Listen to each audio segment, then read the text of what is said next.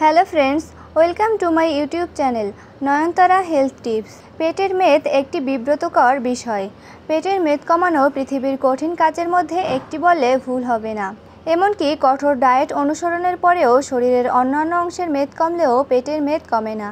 পেটের মেদ থাকলে সৌন্দর্য যেমন ঘাটতি হয়, তেমনি নিজের চেহারাও দেখতে বিশ্রী হয়। তবে বাড়িতে কিছু বিষয় নিয়ম অনুযায়ী মেনে চললে অসম্ভবকে সম্ভব করা যায়, অর্থাৎ পেটের মেদ কমানো যায়। আজকে আমি আপনাদের সাথে শেয়ার করব কিভাবে ঘরে বসে সহজেই পেটের মেদ কমানো যায়। আপনি যদি আমার চ্যানেলে নতুন হয়ে থাকেন তাহলে প্রতিনিয়ত আরও নতুন নতুন ভিডিও পেতে চ্যানেলটিকে সাবস্ক্রাইব করে আমার সাথে থাকুন। তাহলে বন্ধুরা, চলুন জেনে নেওয়া যাক পেটের মেদ কমানোর জন্য কিছু ঘরোয়া উপায়। নাম্বার 1, লেবু পানি। সকালের শুরুতে মন মেজাজকে সতেজ রাখতে আমরা ক্যাফিন গ্রহণ করি। পেটের চর্বি কমাতে সকালে 1 গ্লাস গরম পানি দিয়ে লেবু জাদুকরি কাজ করে। লেবুতে রয়েছে ভিটামিন সি ও অ্যান্টিঅক্সিডেন্ট, যা শরীরের জন্য অনেক ভালো। শুধু লেবু পানি খেতে সমস্যা হলে সাথে সামান্য মধু মিশিয়ে নিতে পারেন, এতে অনেকটাই উপকার পাবেন। 2, জিরা পানি। পেটের মেদ কমানোর জন্য সকালের আরেকটি পানীয় হলো জিরা পানি। জিরা পানি শুধুমাত্র হজমেই সহায়তা করে না, পেটের মেদ কমাতে গুরুত্বপূর্ণ ভূমিকা পালন করে। নাম্বার 3, সকালের নাস্তায় প্রোটিন রাখা। প্রোটিন শরীরের শক্তির অন্যতম উৎস। সকালে প্রোটিনযুক্ত খাবার খেলে তা সারাদিন শরীরে জ্বালানির মতো কাজ করে, অনেকক্ষণ পেট ভরা রাখতে সাহায্য করে, রক্তে শর্করা ও ইনসুলিনের ভারসাম্য বজায় রাখে। 5, শস্য জাতীয় খাবার খাওয়া। শস্য জাতীয় খাবারগুলোতে রয়েছে প্রচুর পরিমাণে ফাইবার। পুষ্টি যোগানের পাশাপাশি এই খাবারগুলো বেশি ক্যালোরির খাবার গ্রহণের শরীরকে নিরুৎসাহিত করে। এতে করে শরীরের ওজন কমবে, পাশাপাশি পেটের মেদও কমবে।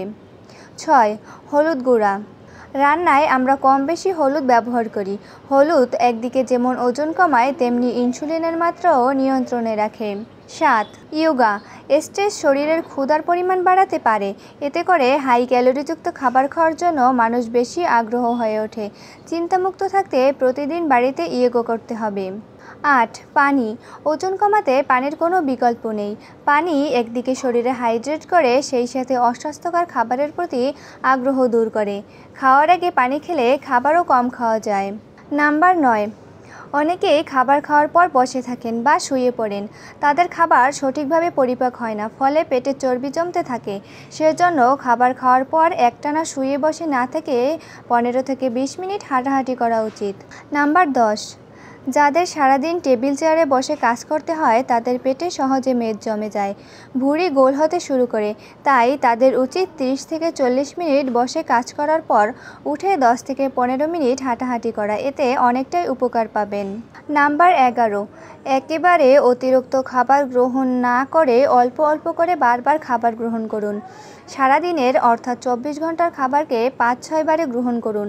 সেখানে 3 বার প্রধান খাবার ও 3 বার নাশজাতীয় খাবার রাখতে পারেন। নাম্বার 12, ঝাল খাবার খান। ঝাল খাবারে রয়েছে মেদ কমানোর জাদুকরী উপায়। ঝাল খাবেন, কিন্তু সেই ঝাল আসবে দারুচিনি, আদা, গোলমরিচ এবং কাঁচামরিচ থেকে।